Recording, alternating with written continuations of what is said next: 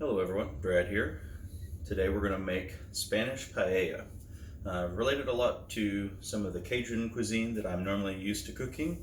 Paella kind of serves as like the big family one pot or traditional party kind of dish. It's very similar in a lot of ways to a gumbo, a very thick gumbo, in that you kind of take bits and pieces of all different types of meats from the area. That's kind of how it developed, was not just leftovers, but throw everything you could in a pot to make some big, large meal for everyone, similar to the way that they kind of do for a gumbo. So we're going to go ahead and get started. All right, for today's paella, we're going to use some Spanish chorizo, some shrimp, some mussels, and a couple of lobster tails. We're going to use that in a base with a lot of short grain rice, some Spanish saffron, some other seasonings. So let's go ahead and get started. All right, the first thing that we want to do is in a saucepan, I want to take 6 cups of chicken broth and a cup of water and start putting some heat on it. I want it to come to a simmer. I don't really want to boil this though. So I'll start with the heat kind of on high, but I want to make sure that as it starts to bubble a little bit, I turn the heat back down. Okay, so while that's heating up, I want to take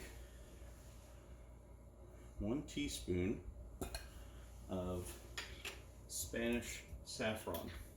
This stuff is particularly expensive, so I want to be careful not to use too much. Pinch of these saffron threads. Put that in there. That'll give the whole dish a little yellowish color and a very unique flavor that's quite traditional. Okay. While that's happening in my skillet, and then this, I don't have a big paella pan. Some you may have seen traditional paella pans. Some of them are 3 feet across or more. That's ludicrous for a home chef in a lot of ways. So I'm just going to use my largest family size skillet here and try to make what I can with that. And if it's not enough space, I'll pull another skillet out and split it across 2 skillets if I need to. But that's the strategy I'm going to go with. So for starters, I'm going to take a little extra virgin and a little regular olive oil, about a tablespoon worth of oil. Okay, and I'm going to get that heated up to medium high, and then I'm going to start by cooking the chorizo.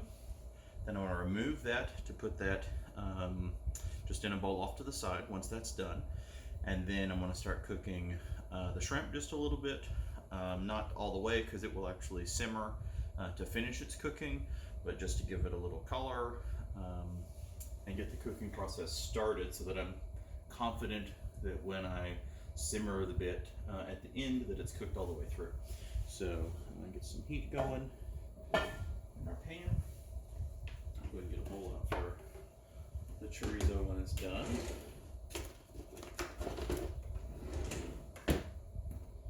And in this particular case, I've got just a little over half a pound of chorizo. I may have gone a little thin on that. Probably should have been a little closer to a whole pound of chorizo, but it's okay. This is a dish, like I said earlier, that was a lot of whatever you have.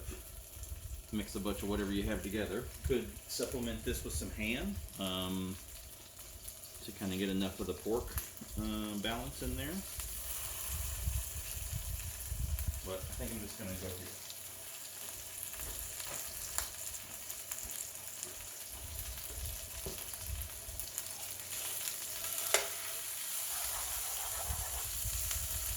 Turn this down to medium high.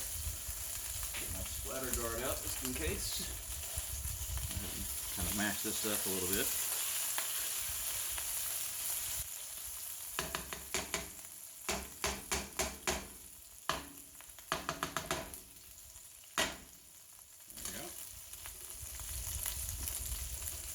kind of sit a second, I'll stir it.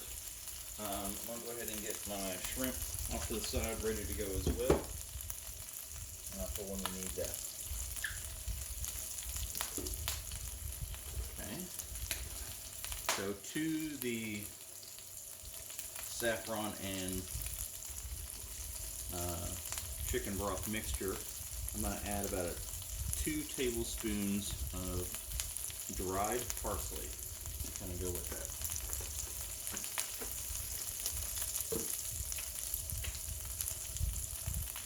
This herb broth mixture. Once I get done sauteing the veggies and all the various meats that I'm going to do, I'm going to add that to some. I'm going to start cooking up a little bit of rice, and then that will be the liquid to make the Spanish rice that I want to do. So now while that's still cooking my chorizo here, chorizo's a bit of a fatty sausage. You can see how it's already started releasing quite a bit of its liquid. That's okay. We're going to want that. And carry that flavor all the way through. We got a lot of we got some onions and bell peppers type veggies to cook. Gonna roast in some tomatoes, some garlic. Down the road, that's going to be delicious. I just want to cook this until it's done. Nice and cooked, so I'm going to let that go another little bit. And then I'm just going to spoon out, trying to leave as much of the fat behind as I can, the remnants.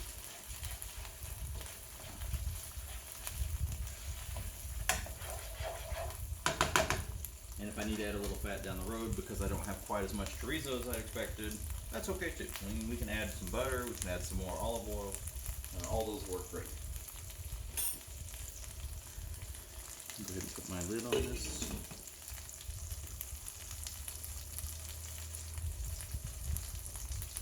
I'm going to go ahead and turn this down to medium. Again, I don't want this to, I want it to get to a simmer, but I don't really want it to boil. That would potentially mess with the integrity of that saffron. So I want to just a gentle simmer. That's all I want the heat on that. That'll also help. I mean, I could have done this in the skillet after sweating all the veggies. It would just take more time. So I'm kind of doing 2 things at once. Getting the liquid to the right temperature is a way to save me some total cook time here on front of the stove. So I think we're getting about there on doneness. So I'm just going to take this.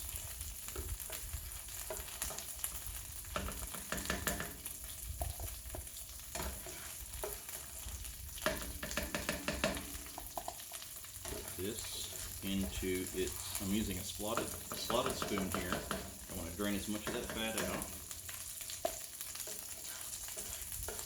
And if I have little bits in here, that's okay too. That'll just add to some of the flavor as it cooks through some of the other items. But I do want to get the majority of this out of here.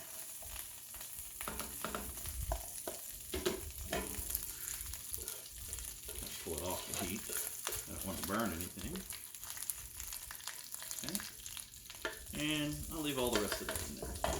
Okay. And while that is going, add in some of this deveined, peeled, detailed shrimp.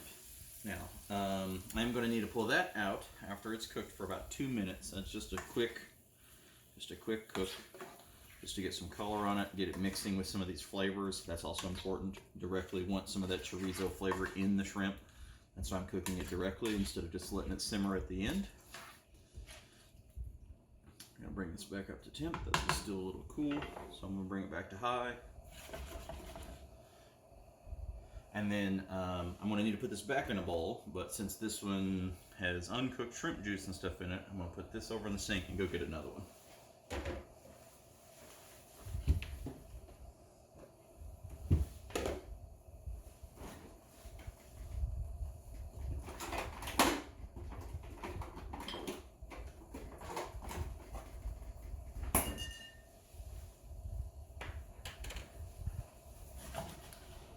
Get my heat temp going.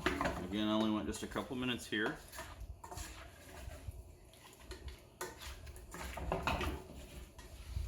remove some of the liquid that came off the shrimp. That's okay to be in there. That won't hurt anything on the next steps. But cooking it down a little bit would also be helpful too.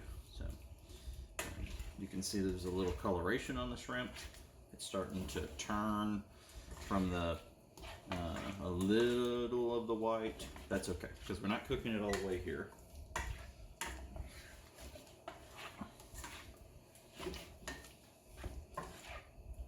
Moving things around a bit now that the temperature's back up there. I don't want any one shrimp to get, so much more done than the other.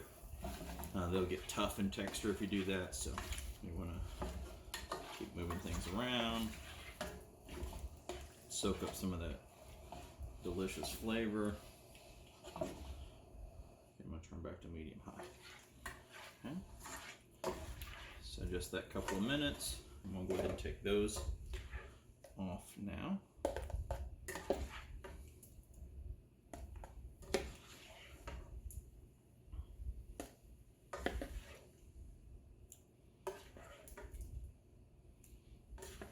This is probably more shrimp than I actually needed for this. This is probably closer to 2 pounds of shrimp, but I also don't see a problem with that. Just like the chorizo, that wasn't enough. A little extra of this.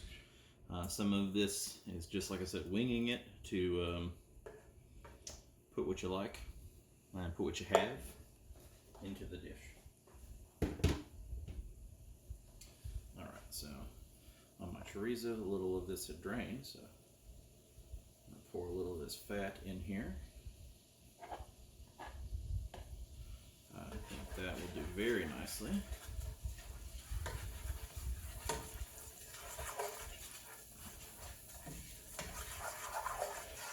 And we're on medium-high heat.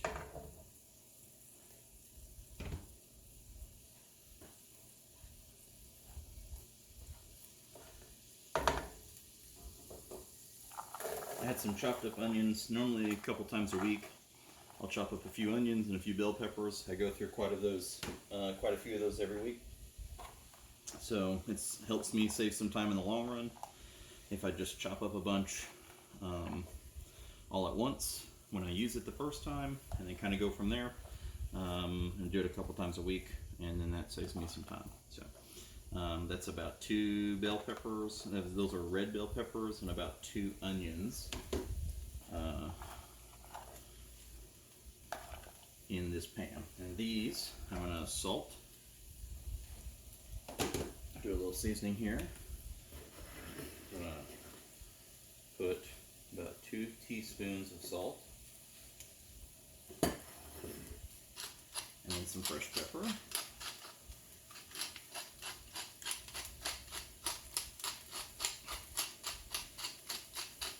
And then this, I'm going to stir fairly frequently.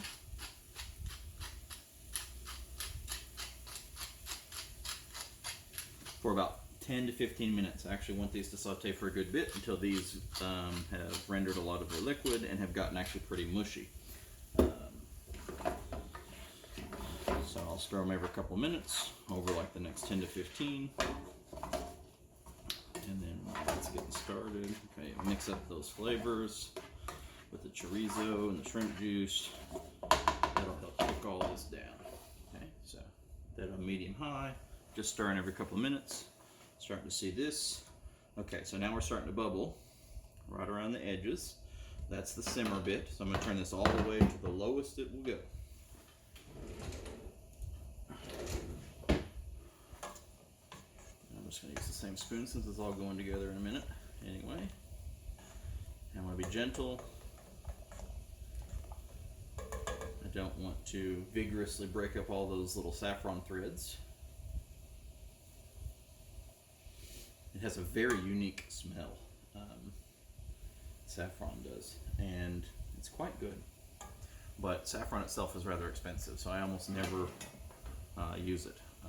But we're going to try to go traditional today. Alright, so we're going to let this just stay to simmer, and we're going to cook these veggies, and then in about 10-15 minutes we'll come back.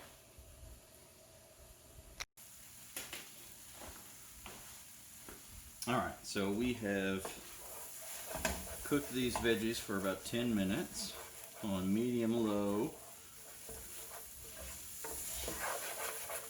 They have sweat out a lot of their water, reduced in volume. Got a lot of good color and stuff on them. So I'm going to make a well here in the middle. I'm going to put in some extra virgin olive oil. Just a little bit, so that it's in one spot here. And then I'm going to put in like 3 to 4 cloves of garlic. I'm going to do garlic paste because I have this here on hand. So it's like 2, 3, 4, and a little bit more. No harm in a little extra garlic. Okay, so I want to cook this in that oil just a minute. Only like 30 seconds or a minute or so. So that it gets some color and some little roasted flavor with the garlic. Very good. So you want to get that, you want it to be fragrant. That'll add a lot to everything. So we're back on medium-high. Just moving it around so I don't want it to burn. And you can see that it was pretty starkly white. Now it's picked up some color from the juice and the fat and stuff, as well as started to brown a little bit.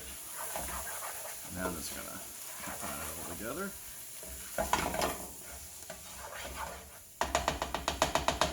Okay. So to these veggies, now I'm back on medium-high, getting the heat back up in the pan. I want to take 1 can of diced tomatoes with their juice. Didn't drain it or anything like that. I want the juice. Mix this together.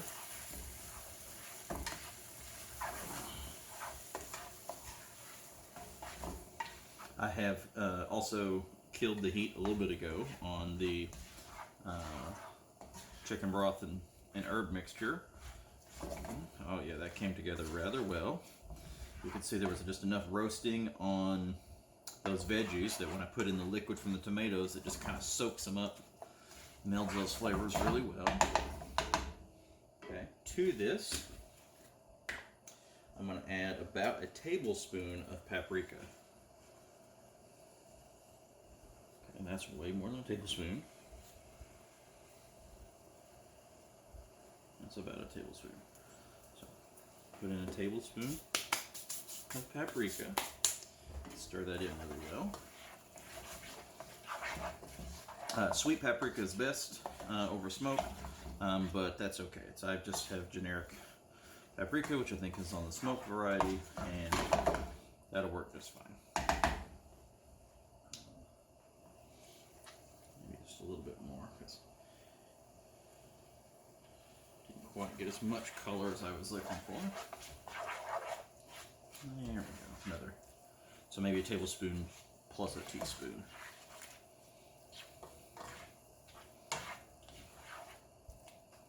There we go. I'm going to cook this for just a couple of minutes, like total 2 or 3 minutes. We've already got a minute or so on it, so it won't be much longer now. And then I've got 3 cups of short grain rice. You would normally specifically be looking for Spanish rice.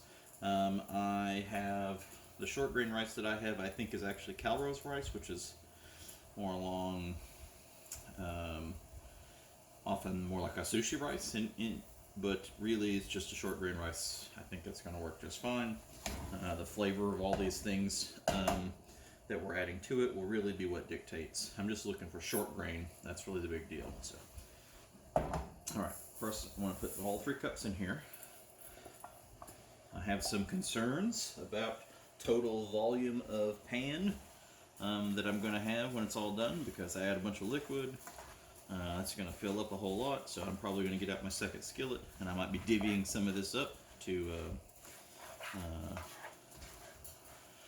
between the two different skillets. just so that it don't overflow or cause any issues. Okay, so mix this up. I've got this on medium-high still. I want to cook this with what I've got for about 2 minutes with the rice in the pan. Okay, with just the tomatoes and all of this. This makes a wonderful rice mixture as is. So, I mean, it's definitely not cooked yet or any of that. Those rice kernels are going to be still super crunchy, so they're going to need some time to simmer and actually do their cooking, but this gets some of the flavor directly in them right out of the gate. So.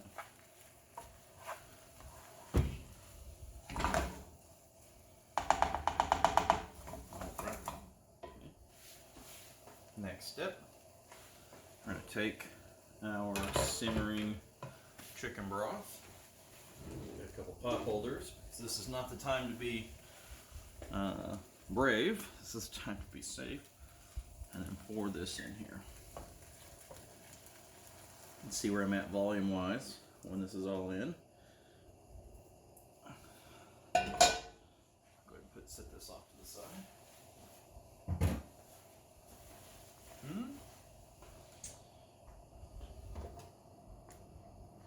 Whoop, see, dangerous. Look at that, sploshing that stuff off the side. So gently move this in around.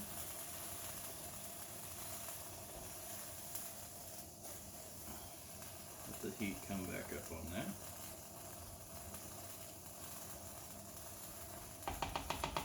I'm gonna go ahead and get out my other skillet. Turn that burner on medium-high also. And then we're going to transfer a little of this over to that pan. I figured it was going to be necessary, but you know, you hope for the best. As long as you got a backup plan, preparing for the worst. So I'm going to wait to transfer this over though until some of this liquid gets soaked up by the rice. So I'm going to let this come back to a simmer and turn the heat down. And since I'd already had my broth heating up, you notice you're already getting bubbles all over the place. It doesn't take very long to get to simmer because we saved ourselves all that time by getting heat early. So turn it down to medium. I'm going to let it simmer about 15 minutes, maybe 10 minutes, maybe only just 10 minutes, stirring it every now and then I'm going to transfer some over to my other skillet, and then we'll start combining meats and all that kind of stuff.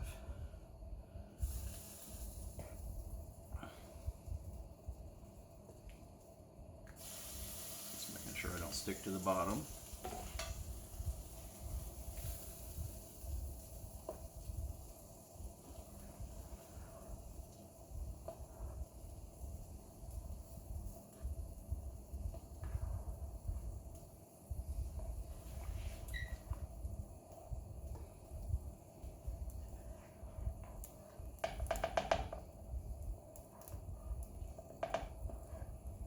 Alright, I'm just going to keep stirring it for about another 10 minutes, and then I'll be back.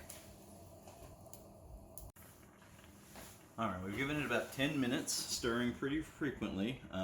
With the rice in there, you can see even just a minute or two goes by, and it will soak up a ton of the liquid. So if you don't stir fairly frequently, gently stir, we don't want to get mush here, then it'll stick to the bottom of that pan. So it is kind of important to make sure you keep it moving, just gently stirring though. You don't get violent. But 10 or so minutes, and you can see how much liquid that the rice has actually absorbed here. This is getting rather thick, which is exactly what we want. But there's still a little liquid left, and so it's time for us to cook the meat.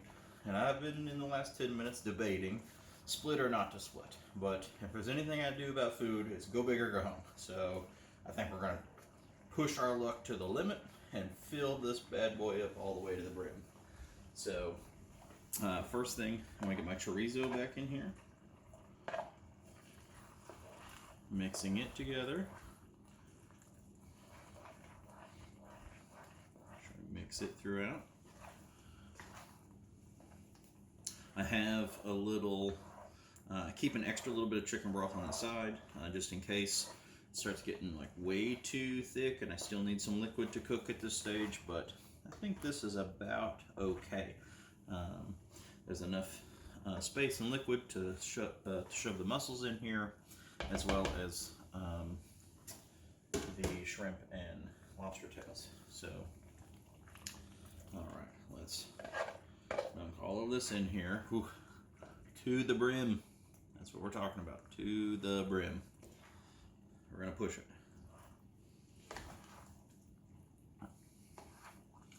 I want to kind of I could split it.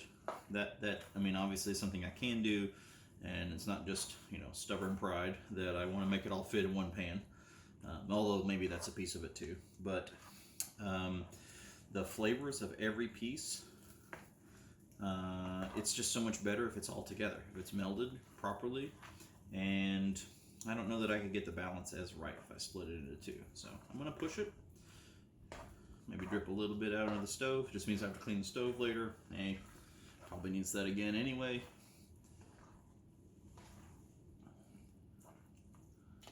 Okay, yes, look at this. We are to the limit. And now we gotta push past the limit. So these mussels that we had were frozen, and I normally just get uncooked mussels, but for some reason we did the grocery pickup. They were already cooked, so I don't have to worry as much about them because they're already cooked. But I'm going to put them later in the process than I normally would have. I would have while I was simmering. If you've got uncooked mussels towards the end while you're when you just start the rice, maybe that's a good time to put those in instead of here this late into the game. So I'm going to go ahead and just kind of shove these in. I'm going to put them in since they're already open. Most of them are open anyway. I want to put them in open side into the rice because I want them to fill up. I want them to pack up like little flavor packets full of the juice and the rice. I want to fill up with rice.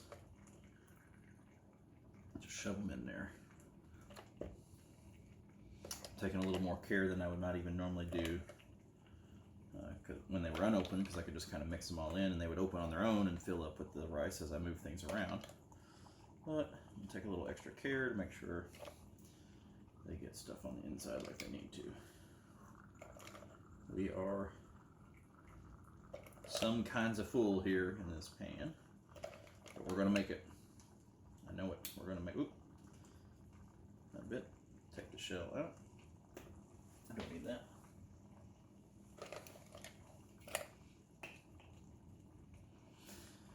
Normally, if you've got raw mussels and you see an open one, a lot of times you want to pull the open one out before you even cook them, because if they're uncooked and open, there's a good chance that one of them is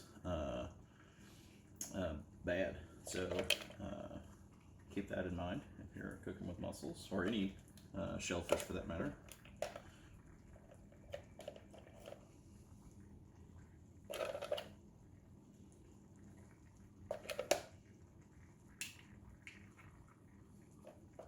If it's like a clam or something like that and it's already open and it's not been cooked, it kind of depends on the species, I guess. Some are meant to, some actually live open. But always be careful with know what the proper handling instructions are for shellfish that you're using.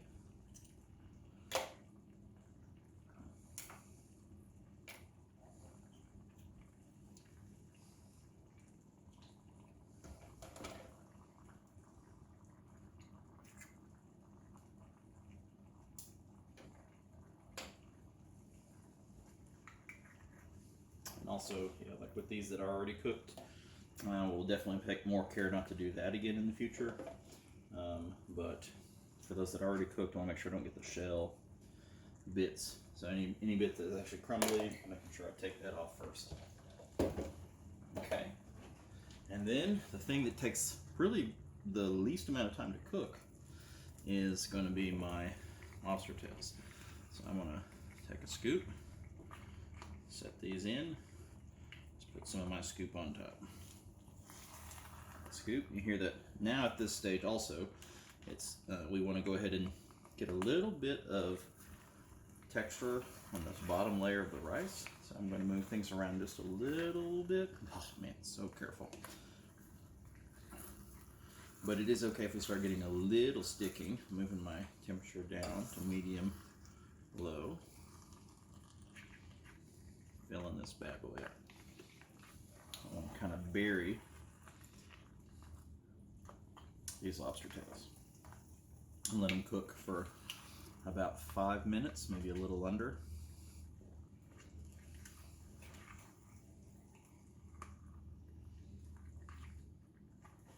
Let these mussels come up to temp. Pack up full of rice and whatnot.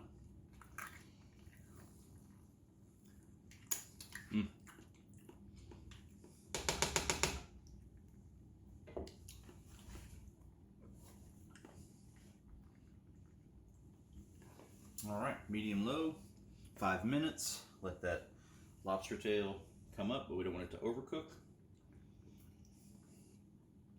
Be careful not to burn yourself. Let's stick a couple more of these back in so they fill back up. Whew. That is overflowing, but just exactly enough. Just exactly enough space. Okay, so I'm gonna give it 5 minutes. We'll come back and we'll be ready. All right, we've let a few minutes go by. Still gonna let it cook for about 2 more minutes. But here in just the last couple of minutes, I've got the juice and zest of 2 lemons. I'm gonna pour this around all over the top here. And then I got about half a cup of English sweet peas.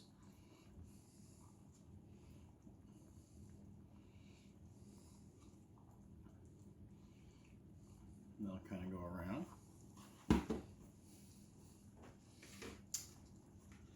And then I've already put a bunch of parsley in. So I've got some other parsley that I've chopped up, just a bunch of Italian flat leaf parsley. I'm going to sprinkle around on the top.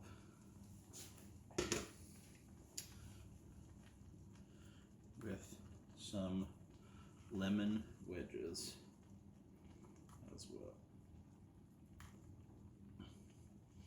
And let it cook its last couple minutes.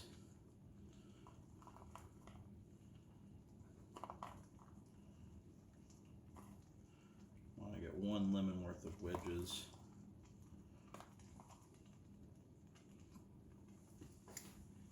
Snuck around on each side.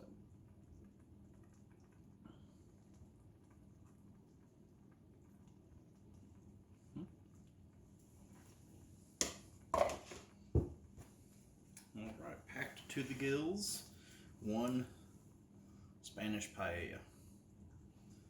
I'm going to turn the heat off with the last minute. We'll just cook the rest of the way in the simmer.